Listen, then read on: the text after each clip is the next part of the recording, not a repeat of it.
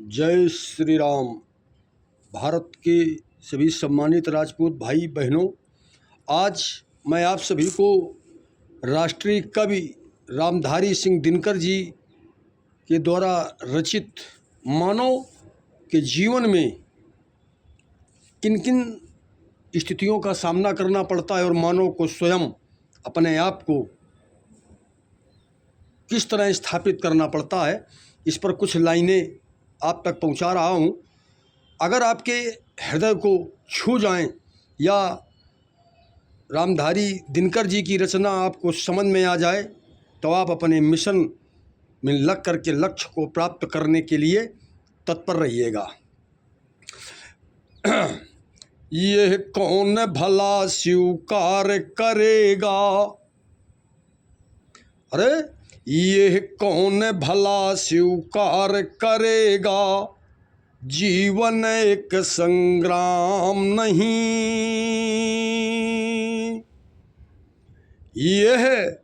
यह कौन भला स्वीकार करेगा कि जीवन एक संग्राम नहीं। अरे जीवन पथ के राही को, जीवन पथ के राही को क्षण भर भी विश्राम नहीं। यह कौन भला स्वीकार करेगा, अरे जीवन एक संग्राम नहीं। जीवन के पथ के राही को क्षण भर भी विश्राम नहीं। युद्ध, और अगली एक एक हर लाइन का आप लोग विचार करें कि युद्ध नहीं जिनके जीवन में है युद्ध नहीं जिनके जीवन में, वे भी बहुत अभागे हैं। है युद्ध नहीं जिनके जीवन में, वो भी बहुत अभागे हैं। है युद्ध नहीं जिनके जीवन में, वे भी बहुत अभागे होंगे। क्यों? या तो प्रण को तोड़ा होगा, अरे या तो प्रण को तोड़ा होगा, या फिर रण से भागे होंगे।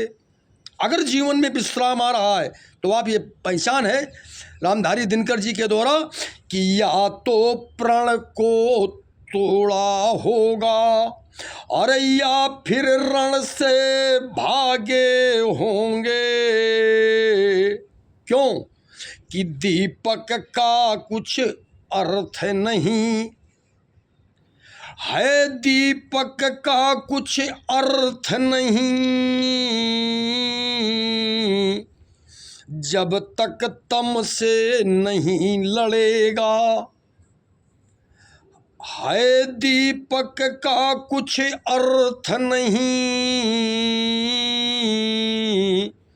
वो जब तक तम से नहीं लड़ेगा। और दिनकर नहीं प्रभा बांटेगा, दिनकर माने सूर्य। अरे दिनकर नहीं प्रभा बांटेगा, जब तक स्वयं नहीं धधकेगा। सूर्य संसार को प्रकाशमान तभी कर पाता है जब स्वयं को जलाता है, स्वयं धधकता है, तब संसार को प्रकाशमान करता है। शब्दों से हर व्यक्ति, हर राजपूत अपने जीवन का मूल्यांकन करता चले। अरे दीपक का कुछ अर्थ नहीं है दीपक का कुछ अर्थ नहीं जब तक तम से नहीं लड़ेगा। दिनकर नहीं प्रभा बांटेगा, जब तक स्वयं नहीं धधकेगा। और मेरे मित्रों, और बिना घिसे मेहंदी ने बोलो, और बिना घिसे मेहंदी ने बोलो, कब पाया है रंग सलोना, और कभी धधकती ज्वाला के बिन। मेरे साथियों,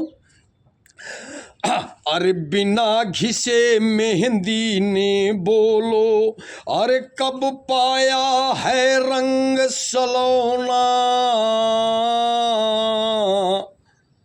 अरे कभी धधकती ज्वाला के बिन, कभी धधकती ज्वाला के बिन, अरे कुंदन भला बना क्या सोना।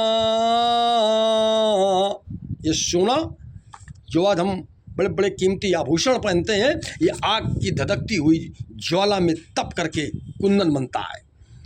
इसलिए आप लोग समझें कि अपना अपना युद्ध सभी को, इस जीवन में प्रत्येक व्यक्ति को है अपना अपना युद्ध सभी को, है अपना अपना युद्ध सभी को, हर युग में लड़ना पड़ता है। ये अपना अपना युद्ध सभी को, हर युग में लड़ना पड़ता है। और समय के शिलालेख पर, और समय के शिलालेख पर खुद को गढ़ना पड़ता है। और समय के शिलालेख पर खुद को खुद गढ़ना पड़ता है। हर व्यक्ति को अपने जीवन के सफर में स्वयं को स्वयं के अनुसार गढ़ना पड़ता है। इसलिए एक एक राजपूत अपने जीवन को इन शब्दों के साथ मूल्यांकन करता हुआ चले। अरे और समय के शिलालेख पर खुद को खुद गढ़ना पड़ता है। यह अपना अपना युद्ध सभी को, हर युग में लड़ना पड़ता है। अरे अब आगे घटना की चर्चा कवि के द्वारा की गई है कि सच के खातिर हरिश्चंद्र को, सच के खातिर हरिश्चंद्र को सकुटुंब बिक जाना पड़ता, और स्वयं काशी में जाकर, और स्वयं काशी में जाकर अपना मोल लगाना पड़ता। इसलिए अरे दासी बन कर के भरती है, अरे दासी बन कर के भरती है पानी पटरानी पनघट में। अरे और खड़ा सम्राट बचन में, और खड़ा सम्राट बचन के कारण काशी के मरघट में। ये हालात पैदा होते हैं जीवन में, और सच्चा राजपूत इन हालातों के सामने घुटने नहीं टेकता, स्वयं का निर्माण करता है। उन परिस्थितियों में भी, विपरीत परिस्थितियों में भी जो व्यक्ति अपने को सफल साबित कर दे, वही भारत का सच्चा राजपूत हो सकता है। अरे और खड़ा सम्राट बचन के कारण काशी के मरघट में, यह अनवरत लड़ा जाता है। ये एक दिन, एक वर्ष या एक समय सीमा तक जीवन का युद्ध नहीं चलता। यह अनवरत लड़ा जाता है, होता युद्ध विराम नहीं। यह युद्ध यह अनवरत लड़ा जाता है, होता युद्ध विराम नहीं। अरे कौन भला स्वीकार करेगा, जीवन एक संग्राम नहीं। इसलिए अब आगे की लाइनों पर विचार हम सब करते हैं कि हर रिश्ते की कुछ कीमत है। इस संसार में आप जिस रिश्ते से जुड़े हैं, जिस भी तरह से, उस हर रिश्ते की एक कीमत है कि हर रिश्ते की कुछ कीमत है, जिसका मोल चुकाना पड़ता। हर रिश्ते की कुछ कीमत है, जिसका मोल चुकाना पड़ता। और प्राणपण से जीवन का, और प्राणपण से जीवन का हर अनुबंध निभाना पड़ता। ध्यान रखना साथियों। और प्राणपण से जीवन का अनुबंध निभाना पड़ता। मगर अरे सच ने मार्ग त्याग कर देखा, सच ने मार्ग त्याग कर देखा, झूठ रहा सच का अभिलाषी। दशरथ मिटे बचन के खातिर।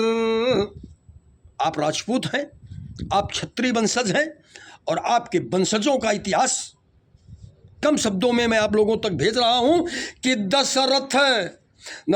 दशरथ मिटे बचन के खातिर,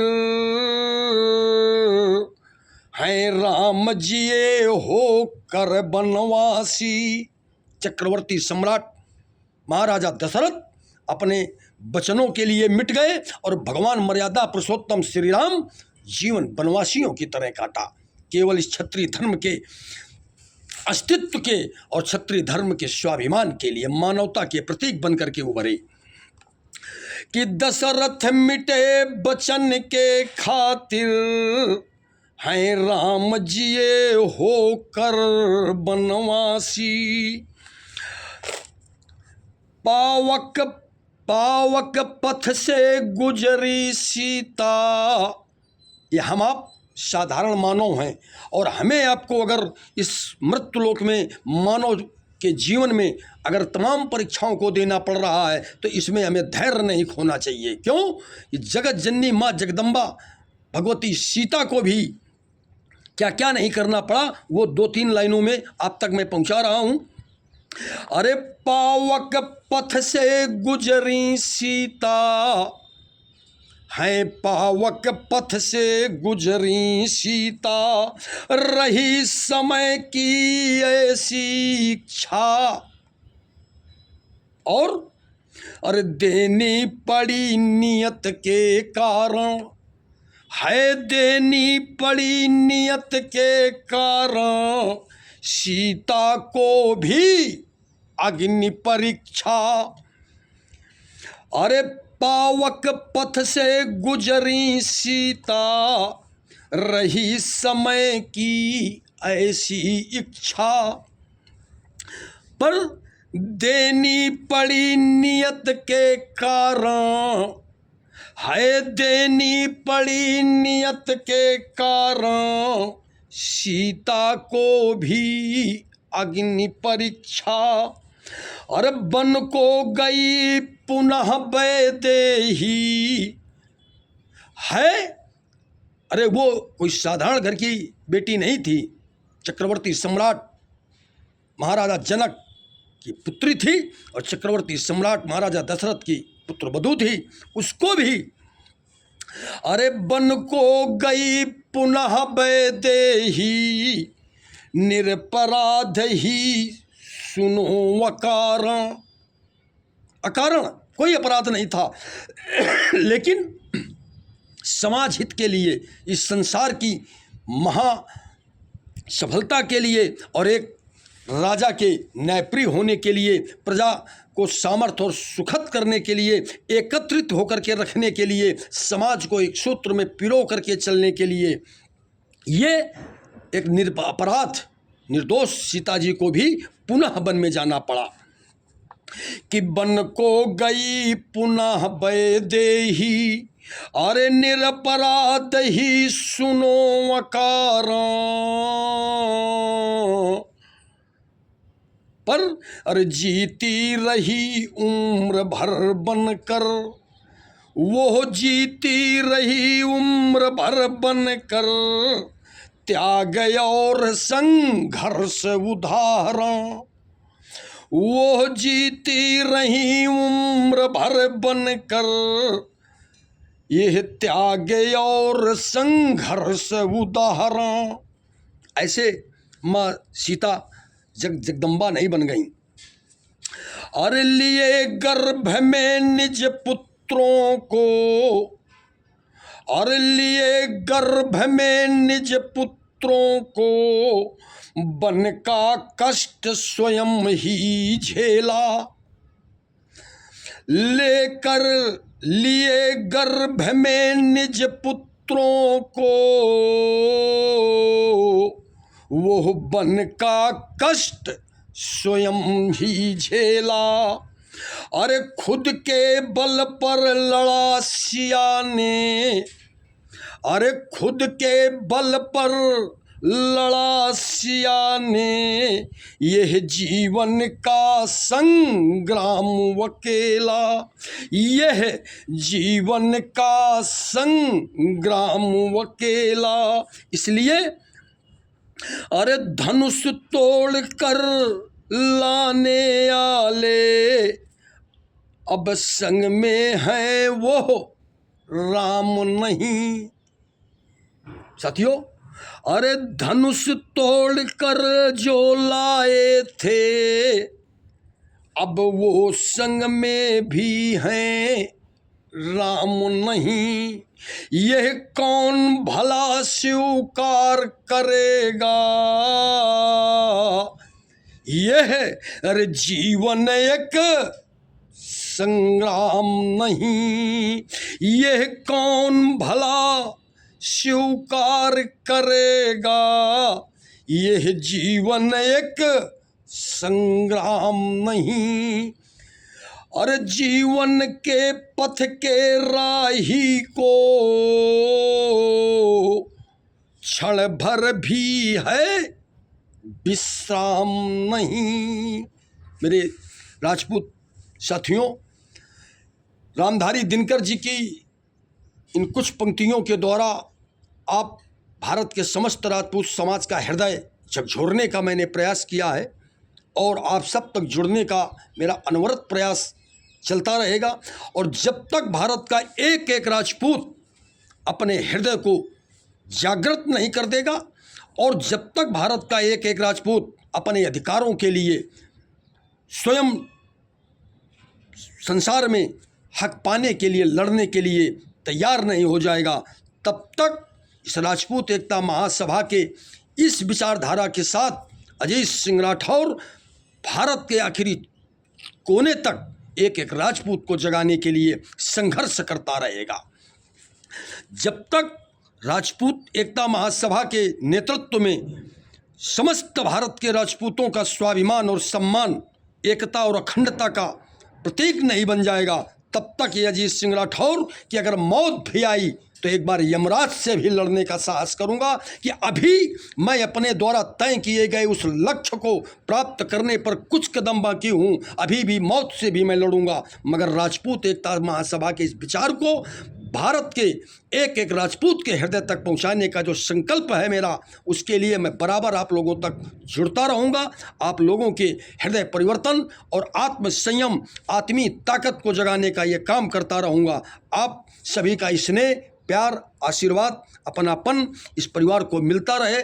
मैं आप सभी का हृदय से धन्यवाद करता हूं, प्रणाम करता हूं, और उम्मीद करता हूं कि भारत का एक एक राजपूत इस राजपूत एकता महासभा की विचारधारा को हर व्यक्ति के हृदय तक पहुंचाएगा और संगठन शक्ति को मजबूत करके राजपूताने का गौरव रूपी इतिहास को आसमान की ऊंचाइयों तक पहुंचाने में एक एक राजपूत हमारा सहयोग करेगा। बड़े बुजुर्ग हमारे, माताएं, बहनें, बेटियां, सभी से मैं प्रणाम करता हूं। सभी लोग हमें आशीर्वाद दें और शक्ति प्रदान करें। माँ भवानी के चरणों में प्रणाम करता हूं कि सामर्थ्य और शक्ति प्रदान करे कि मैं राजपूत एकता महासभा के रूपी इस ध्वज को आसमान की ऊंचाइयों तक पहुंचाने में कामयाब हो सकूं। जय श्री राम, जय माँ भवानी, जय राजपूताना।